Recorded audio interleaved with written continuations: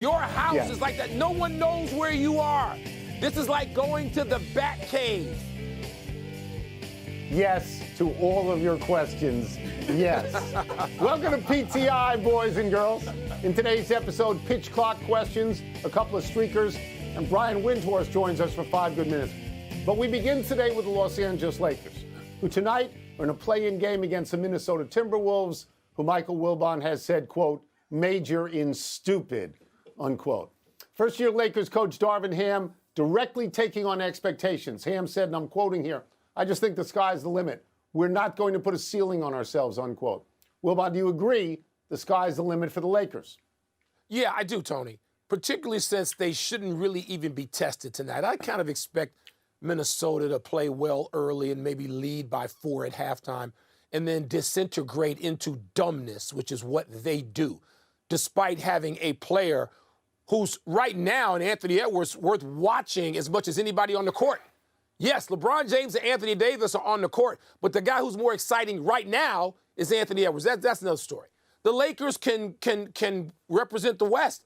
The Lakers could get all the way to the finals with the roster they've got out there now. The players they've had playing. I remember saying after the break or after the trade deadline, they had to win 16 games probably to get in to the play, to avoid the play-in. I think they won 18. They didn't avoid the play-in, but they're in a great spot. They're going to feast on Minnesota. It's like having a good scrimmage or a hard practice.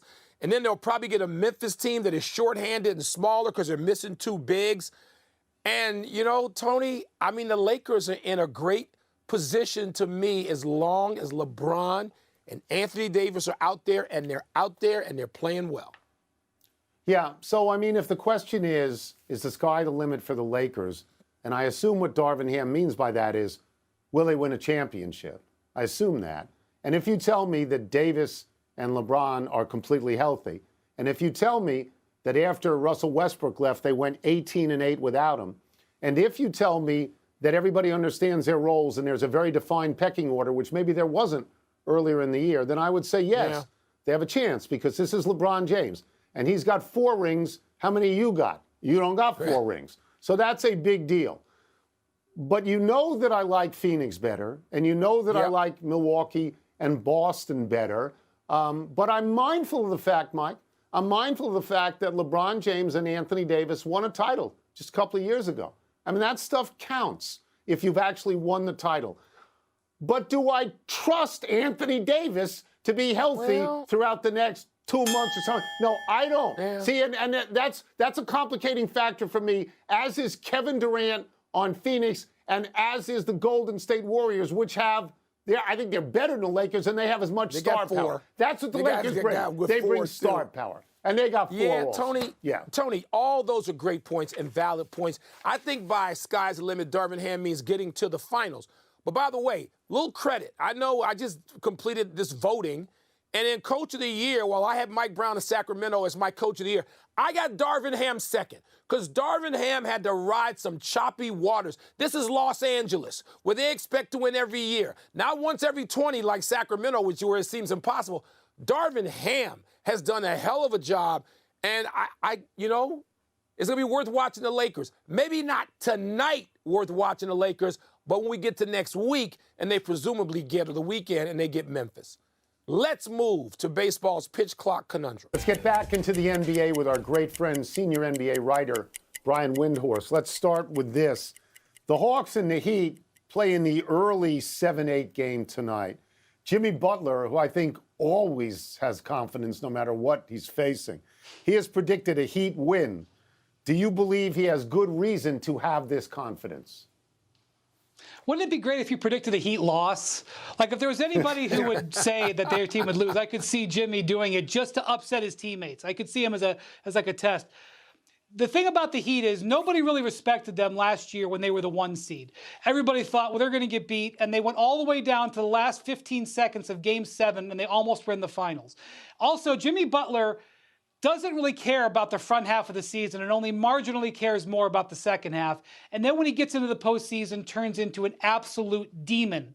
So if Jimmy Butler believes in his team, That's kind of all you need in a one-game playoff. I would be stunned if the Heat weren't in the postseason, either by winning tonight or if they lose, winning in their second chance at home on Friday.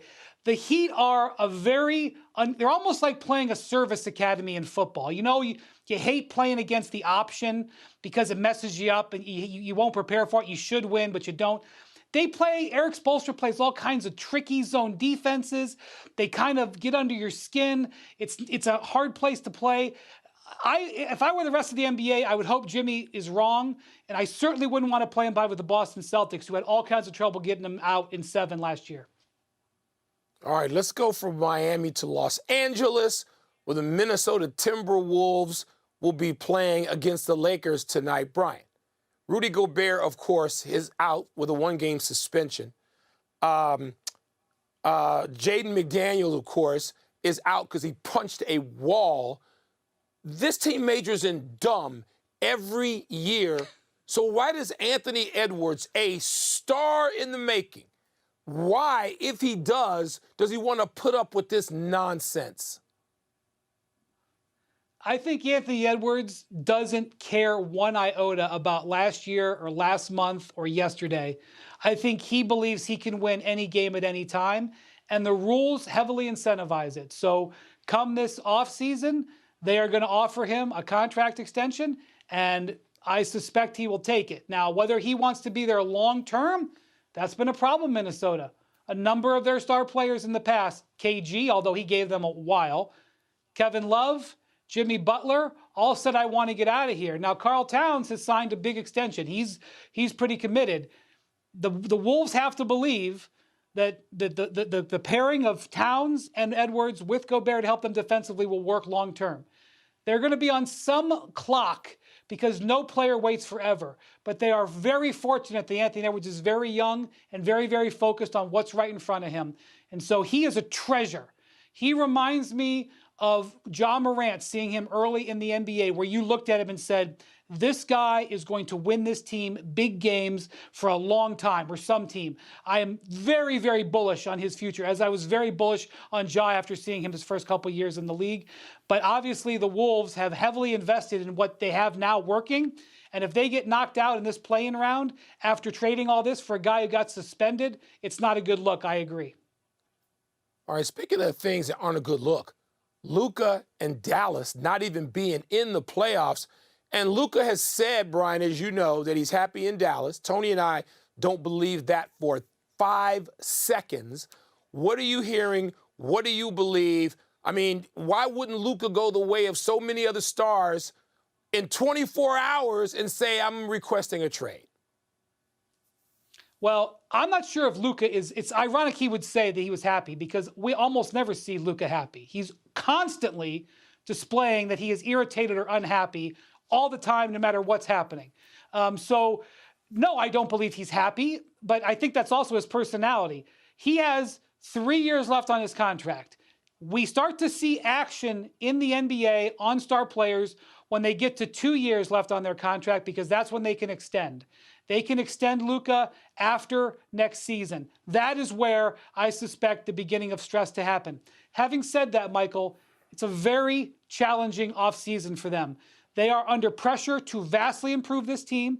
They are under pressure to sign Kyrie Irving, even though Kyrie is going to demand from them probably a length of contract that they're not comfortable giving. And so if they don't significantly improve this roster in the offseason, and boy, are they hoping for some luck on lottery night, not only to maybe move up, but also not to have something crazy happen like the 18% chance that exists, because that's what it is, 18% for someone to jump in front of them and push to have to send their pick to New York. If they don't have it and they're struggling next year, I do think it'll be sort of maybe code orange in terms of what happens with Luka. But I think he's going to give them an opportunity before we get to code red. But I would say by 2024, if Luka is being asked if he's happy or not, you're not going to have to wait for the answer. We will get you out of here on this. We ask you to be brief on this one. It's only 2 words, probably. We'll have you on 10 times before the finals. But as you look at the finals right now, which 2 teams do you project right now getting to the finals? Bucks and Warriors. And I could be way wrong, but that's my feel. Good for you. Makes Brief sense. answer. Makes a lot Love of sense, it. Brian. Thank you, Brian. Now with Tony